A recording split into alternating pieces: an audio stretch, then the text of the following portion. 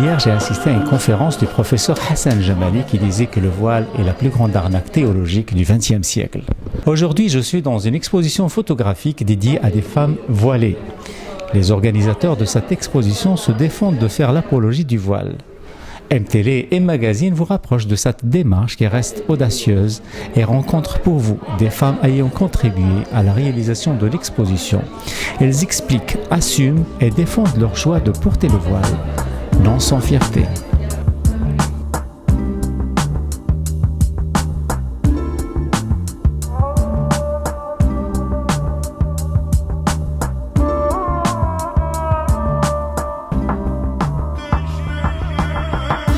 Alors Adrienne Paquet, donc vous êtes l'initiatrice de cette exposition. Alors est-ce que vous pouvez nous en parler plus? Oui, en fait, c'est un projet qui est né de l'envie de montrer la diversité et la réalité aussi des femmes qui portent le hijab à Montréal. Donc, ce que je voyais dans les médias me choquait. Les images qui étaient utilisées, souvent, c'était des images qui provenaient de banques d'images avec des femmes voilées en noir, donc très stéréotypées, et ça me semblait renforcer certains préjugés. Également, à travers mon travail, j'ai eu l'occasion de faire des tournées dans les écoles secondaires pour parler de préjugés avec les jeunes. Et je me suis rendu compte combien les préjugés sur les femmes qui portent le voile étaient vraiment présents et vraiment très, très bien ancrés. Donc, j'ai eu envie de un peu déconstruire tout ça en faisant cette exposition. Donc, avec un de mes amis qui est photographe professionnel, Éric Piché, pendant 1 an, on a organisé des séances photos. Donc, les femmes venaient, on prenait les photos et on conduisait aussi des entrevues pour mieux les connaître, mieux comprendre leur motivation à porter le voile. Et donc, l'exposition qui est là aujourd'hui, c'est un peu l'aboutissement là, de ce processus-là. Est-ce que je comprends bien, c'est que vous ne faites pas l'apologie du voile, mais vous essayez de comprendre et d'expliquer et de rapprocher également cette notion du voile qui ne signifie pas forcément une stigmatisation de la femme. Est-ce que c'est ça votre constat aussi? Oui, absolument, parce que je ne suis pas musulmane, je suis évidemment pas voilée. Et pour moi, c'est vraiment une question de liberté d'être, de liberté de choix.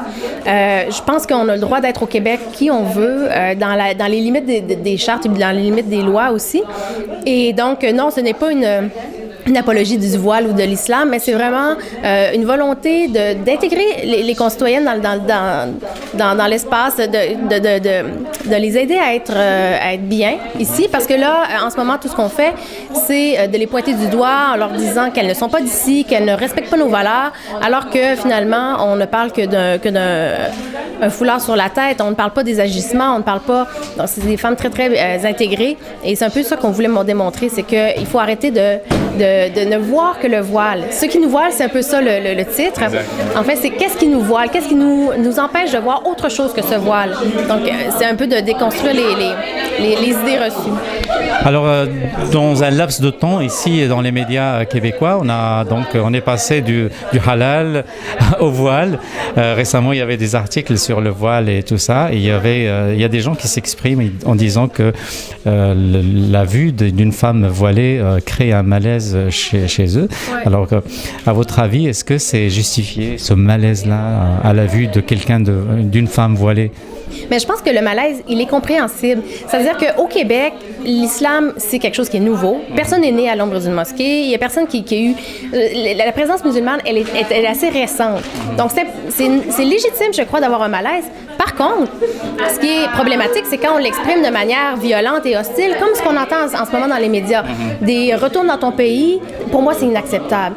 Si on veut vraiment dialoguer, si on veut comprendre, si ça nous gêne, il faut qu'on dépasse cette première impression-là, puis qu'on essaie de mieux comprendre. Donc oui, le malaise, il est là, il est légitime, mais il faut le dépasser absolument. Et puis, une dernière question, est-ce que vous ne pensez pas que les médias, au lieu d'expliquer, d'essayer de donner un peu la chance et le droit à la parole à tout le monde, est-ce que vous ne pensez pas qu'il va très vite dans le jugement et qu'au contraire, il attise donc les tensions et encourage justement ces réactions qu'on voit dans les bus, dans la rue, des femmes voilées qui se font insulter comme ça gratuitement? Est-ce que justement le rôle des médias n'est pas à revoir? Oh, absolument. Je pense que les médias ont un grand rôle à jouer dans ce qui se passe en ce moment.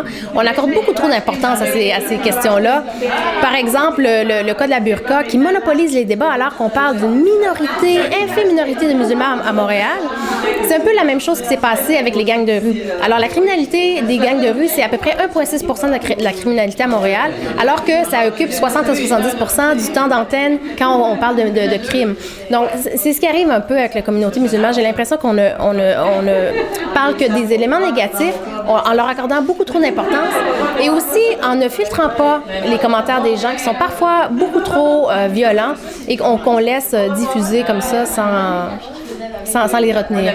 Oui, ben en fait, c'est ça. La majorité des participantes ici ont fait vraiment le choix délibéré de porter le voile, des fois après plusieurs années de réflexion et même des fois contre l'avis de leurs parents. Seules 2 participantes m'ont confié avoir eu des pressions familiales pour le porter. Donc, il faut qu'on essaye de renverser un peu nos paradigmes de la manière dont on pense le voile, c'est-à-dire que c'est d'abord un libre choix. Bien sûr, on a des pressions sociales des fois, mais comme toutes les femmes au Québec vivent des pressions d'une part ou d'autre. Absolument. Une dernière question, cette fois-ci la dernière, mais je profite de l'occasion parce que Adrienne Paquet, vous êtes donc de la Fondation Tolérance. Est-ce que vous pouvez nous la présenter? Parce que moi, je ne la connaissais pas personnellement. C'est l'occasion. Oui, ben alors la Fondation de la Tolérance, un organisme à but non lucratif. Ça fait 16 ans qu'on existe et puis notre mission, c'est d'éduquer à la différence. Donc la différence sous toutes ses formes et on va dans les écoles secondaires faire des ateliers de sensibilisation avec les jeunes, mais vraiment ouvrir des espaces de discussion.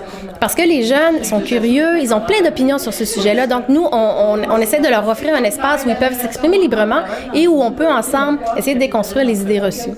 Donc, ben en fait, je vous invite à justement, est-ce que vous avez un site web? Absolument. Ben, la Fondation de la Tolérance, donc c'est www.fondationtolérance.com. Et pour le projet Ceux qui nous voilent, qui est totalement indépendant, là, je dois le dire, par contre, très inspiré de mon travail à la Fondation, mais indépendant. Okay. Donc, on a une page sur Facebook.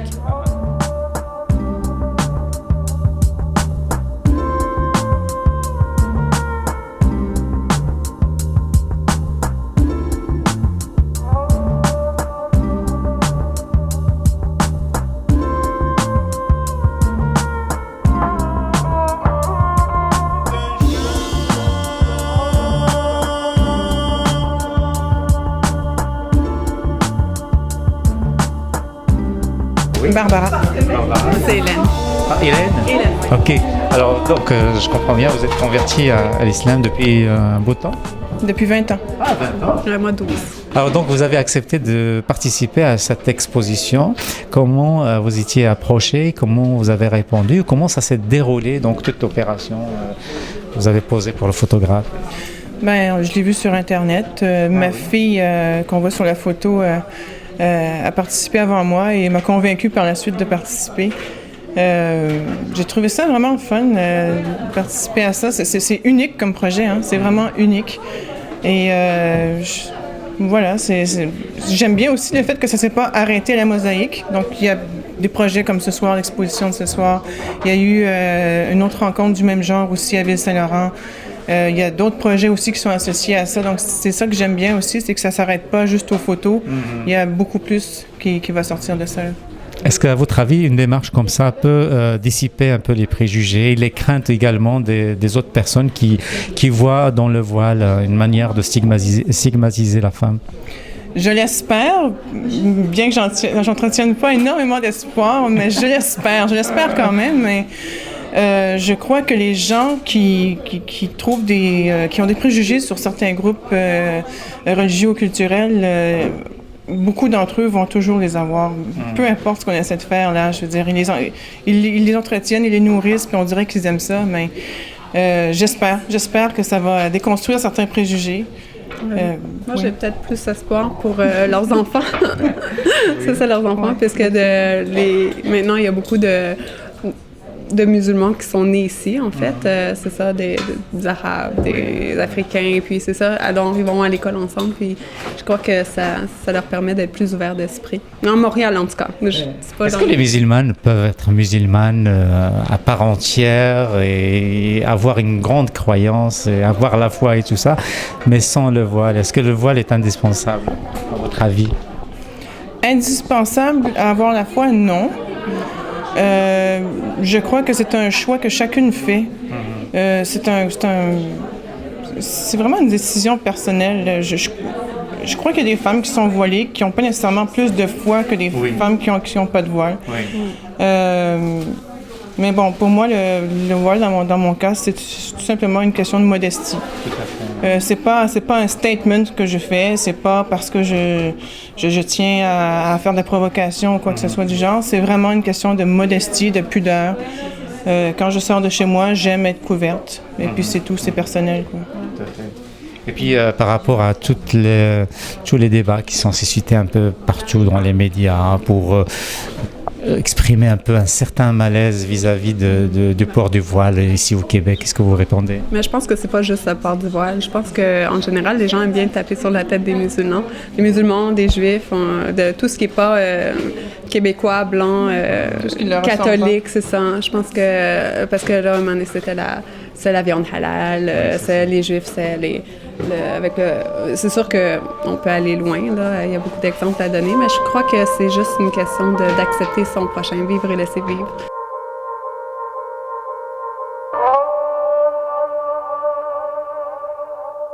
Mariam Haïdar, donc tu as participé à cette exposition de photographie portant sur le voile. Donc on te voit ici sur c'est ta photo. Alors qu'est-ce que ça te renvoie comme image? C'est ta propre image, qu'est-ce que ça te renvoie? Ce que tu vois là-dedans? Ben, je vois la couleur, ça va comme, je vois comme ma personnalité dans le fond. Ça représente vraiment genre ça ressort de mon voile. Oui, est-ce que c'est toi? Oui, c'est vraiment moi. Oui, c'est vraiment. Et puis il y a de la fierté qui se dégage là-dedans. Bien sûr, avec mon sourire. Oui, mais non, mais pas seulement le sourire, mais aussi l'attitude. Je suis là. Ouais, c'est ça. Oui. Et là, tu es jeune. Comment une jeune demoiselle donc peut faire ce choix-là de porter le voile? Est-ce que c'est facile comme décision? Ben, personnellement, moi, j'ai été élevée dans une communauté musulmane.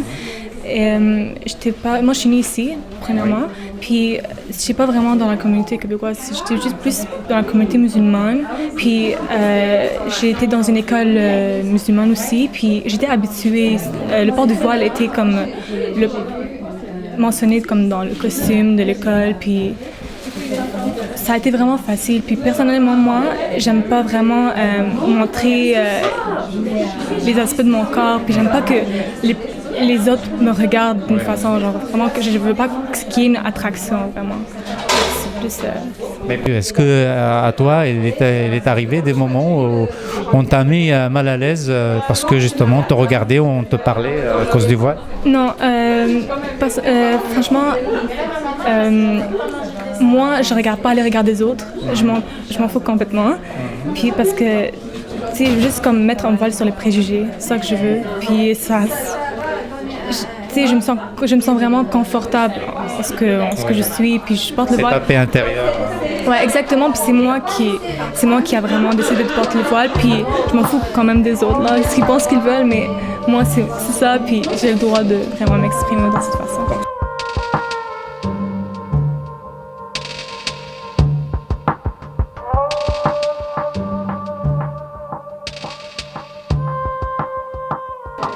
Nous vous retrouverons pour la seconde partie de cette vidéo consacrée à l'exposition photographique « Ce qui nous voile ».